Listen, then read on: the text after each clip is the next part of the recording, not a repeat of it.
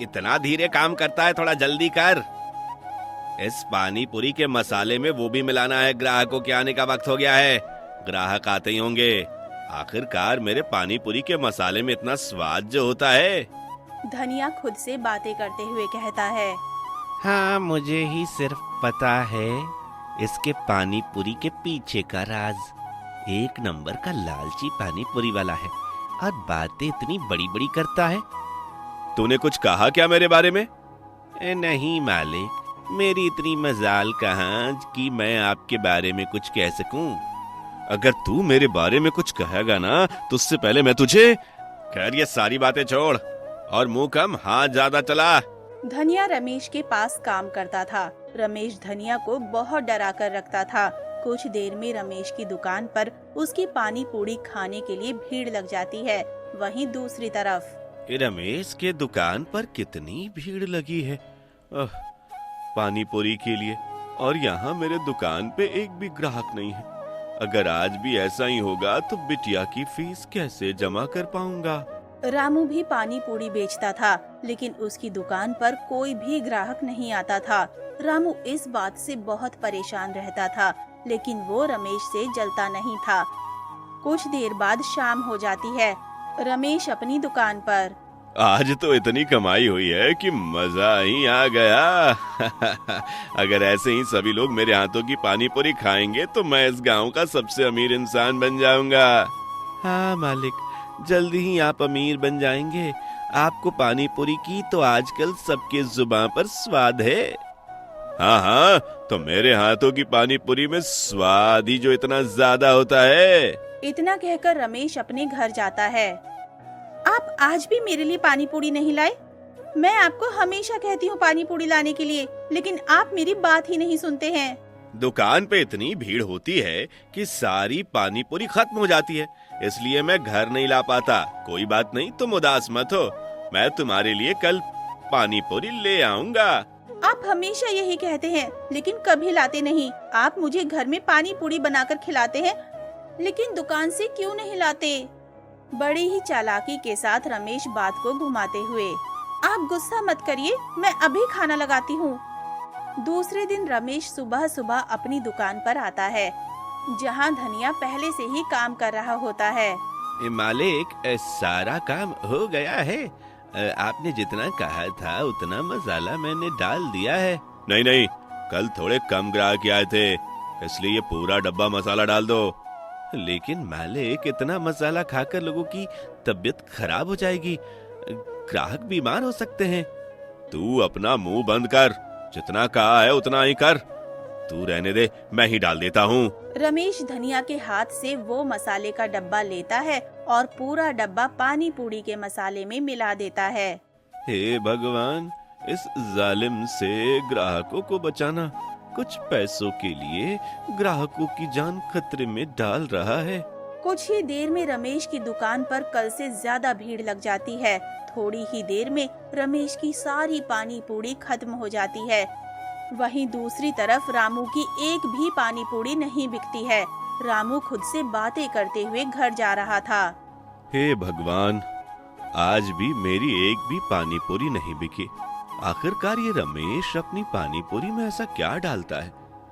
इसके पानी पूरी में ऐसा कौन सा स्वाद है जो मेरी पानी पूरी में नहीं है? रामू घर पहुंच जाता है। रामू की पत्नी रामू से कहती है, आप आ गए जी, आज कुछ पैसों का इंतजाम हुआ, मुन्नी की फीस जमा करनी है। मैं क्या बताऊं, मेरी एक भी पानी पूरी नहीं बिकी। जी, मेरे पास एक पुराना नुस्खा है। कैसा नुस्खा? जब मेरे पिताजी ने पानी पूरी की दुकान खोली थी, तो पानी पूरी के पानी में घर का बना ये मसाला डालते थे। आप कल से ये मसाला अपनी पानी पूरी के पानी में डाल कर देखिएगा। चंपा रामू को वो मसाला दे देती है। दूसरे दिन रमेश की दुकान पर एक ग्राहक रमेश की दुकान पर आती है। भैया, आपने कल कैसी पानी पूरी दी थी? उसे खाकर बच्चों के पेट में दर्द होने लगा है। नहीं नहीं, मेरे पानी पूरी में तो ऐसा कुछ नहीं था। क्यों उसे खाकर आपका पेट दर्द हो? नहीं भैया, मेरे बेटे ने कल और कुछ भी नहीं खाया। आपके यहाँ से जो पानी पूरी लेकर गई थी, सिर्फ वही खाया था। गीता रमेश से ये सब बातें बोल ही रही थी कि तब तक दूसरा ग्राहक आता है। क्या भाई साहब? अरे कैसी पानी पूरी दी थी आपने? मेरी पत्नी के पेट में दर्द हो रहा है, वो परेशान है। मेरे पानी पूरी में ऐसा कुछ नहीं था। आपका मतलब क्या है? ये झूठ बोल रहे हैं या मैं झूठ बोल रही हूँ? अरे भाई मैं कोई झूठ नहीं बोल रहा हूँ। इतनी घटिया पानी पूरी मैंने आज तक नहीं खाई जिसे खाकर पेट में दर्द हो। सभी लोग रमेश से शिकायत कर रहे होते हैं। तभी रामू की पानी पूरी की दुकान से पानी पूरी की खुशबू आने लगती है। अरे वाह, ये इतनी अच्छी खुशबू कहाँ से आ रही है? ये मेरे पानी पूरी की खुशबू है। नहीं भैया, ये आपकी पानी पूरी की खुशबू नहीं बल्कि किसी और की दुकान की पानी पूरी की खुशबू है। अरे वहाँ देखिए, ये तो रामू के पानी पूरी की खुशबू है। चलो चलो वहाँ से पानी पूरी खाते हैं। धीरे धीरे सारे लोग रामू की पानी पूरी की दुकान पर जा रहे थे। सारी भीड़ रमेश की दुकान से रामू की दुकान पर लगने लगी थी। ये इसने अच्छा नहीं किया। इसने मेरे ग्राहक मुझसे चुराए हैं। मैं इसे नहीं छोड़ूंगा। आप इसके साथ आकर कर क्या कीजिएगा? बस देखता जा। धनिया खुद से बोलते हुए। इसकी बातों से पता चल रहा है ये कुछ बड़ा करने वाला है। हे भगवान, बेचारे रामू की रक्षा करना लालची इंसान से। वहीं दूसरी तरफ रमेश वैद्य के पास जाता है। आपने जो पानी पूरी में मिलाने के लिए मसाला दिया था वो खा खा कर सबके पेट में दर्द होने लगा। जरूर, मैंने तुम्हें जितना मसाला डालने को बोला था तुमने उससे ज्यादा डाला होगा। अच्छा वो छोड़िए, आप अभी ऐसी कोई दवाई दीजिए जिसे खाने से सबका पेट दर्द होने लगे। ठीक है, ये लो, ये मसाला खाने से पेट दर्द होगा, लेकिन हाँ, ज्यादा खाने से इंसान मर भी सकता है। वैद्य जी रमेश को वो दवाई दे देते हैं। रमेश रास्ते से घर जाते वक्त खुद से बोलता है, अब देखता हूँ रामू की पानी पूरी कौन खाता है। कल से फिर से मेरे दुकान पर पहले की तरह सभी लोग आएंगे। ये दवाई मैं रामू के पानी पूरी में मिला दूंगा। रमेश घर पहुंचता है और अपनी पत्नी से कहता है, ये लो दवाई, और कल दुकान जाऊंगा तो मुझे दे देना। ये किस चीज की दवाई है? इसे पानी पूरी में डालने से पानी पूरी का स्वाद डबल हो जाता है। तो मैं इसमें से थोड़ी सी ले सकती हूँ क्या? नहीं नहीं, बिल्कुल नहीं। रमेश इतना कहकर कमरे में चला जाता है।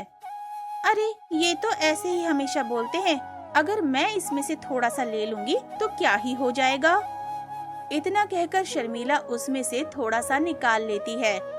अगले दिन सुबह रमेश अपनी दुकान पर जाता है। अरे मैं वो दवाई लाना ही भूल गया। धनिया, जरा घर से जाकर वो दवाई ले आना। आप अपने पानी पूरी के मसालों में जो अलग प्रकार का मसाला डालते हैं वो दुकान में ही है, तो घर पर जाने की क्या जरूरत है? नहीं नहीं, वो एक बहुत महंगा और जरूरी मसाला है, उसे जाकर अभी लेकर आ। रमेश की बात मानकर धनिया रमेश के घर जाता है। धनिया घर के जरा सा नजदीक जाता है तो वहाँ से उसे मालकिन के दर्द से चीखने की आवाजें सुनाई देती हैं। धनिया तुरंत दौड़कर दुकान जाता है और रमेश को ये सब बताता है। रमेश अपने घर जाता है। क्या हुआ, तुम ठीक तो हो? अचानक ये सब क्या हो गया? मैं डॉक्टर को बुला कर लाता हूँ। रमेश देखता है कि शर्मिला के शरीर पर लाल लाल दाग हो गया है। रमेश डॉक्टर को बुलाता है। क्या हुआ डॉक्टर साहब? मेरी पत्नी ठीक तो हो जाएगी ना? इन्होंने आज क्या खाया है? मैंने कुछ नहीं खाया था, रोज जो खाती हूँ वही खाया था। आप ध्यान से याद करने की कोशिश करिए। हाँ, वो कल आप एक मसाला लाए थे ना पानी पूरी के लिए, उसमें से थोड़ा सा मैंने अपने खाने में मिलाकर खाया था। तुमने वो मसाला क्यों खाया? मैंने तुम्हें मना किया था ना। कौन सा मसाला? मुझे उसकी शीशी दिखाइए। नहीं, मैं आपको नहीं दिखा सकता। आपने अगर मुझे उसके बारे में नहीं बताया तो मैं आपकी पत्नी का सही से इलाज नहीं कर पाऊंगा। नहीं नहीं, आप मेरी पत्नी को बचा लीजिए। रमेश डॉक्टर को वो मसाला दिखाता है। क्या? ये तो जानलेवा नुकसानदायक दवाई है जिसे तुम सबको पानी पूरी में मिलाकर खिलाते थे। इसे ज्यादा खाने से कैंसर भी हो सकता है। प्लीज डॉक्टर, आप मेरी पत्नी की जान बचा लीजिए। मेरी एक शर्त है, अगर तुमने वो शर्त मानी तो मैं तुम्हारी पत्नी का इलाज करूंगा। क्या शर्त है? आप जो कहेंगे मैं वो बस करूंगा। बस आप मेरी पत्नी को बचा लीजिए। तुमको अपना गुनाह सरपंच के सामने स्वीकार करना पड़ेगा। रमेश पहले थोड़ा सोचता है, लेकिन वो अपनी पत्नी से बहुत प्यार करता था, इसलिए वो शर्त मान जाता है और अपनी गलती के लिए सरपंच और पूरे गांव वालों से माफी मांगता है। तूने ये सही नहीं किया हमारे साथ। तुम्हें हमारे साथ ऐसा नहीं करना चाहिए था। हाँ, तेरी वजह से पानी पूरी खाने से डर लगने लगा है। मुझे मेरी गलती का एहसास हो गया है। आप सबसे मैं माफी मांगता हूँ, प्लीज मुझे माफ कर दो। रमेश की बात सुनकर सभी लोग रमेश को माफ कर देते हैं और वहीं दूसरी तरफ रमेश की पत्नी ठीक हो जाती है और अब रमेश अपने लालच को छोड़कर ईमानदारी के रास्ते पर चलने का फैसला करता है।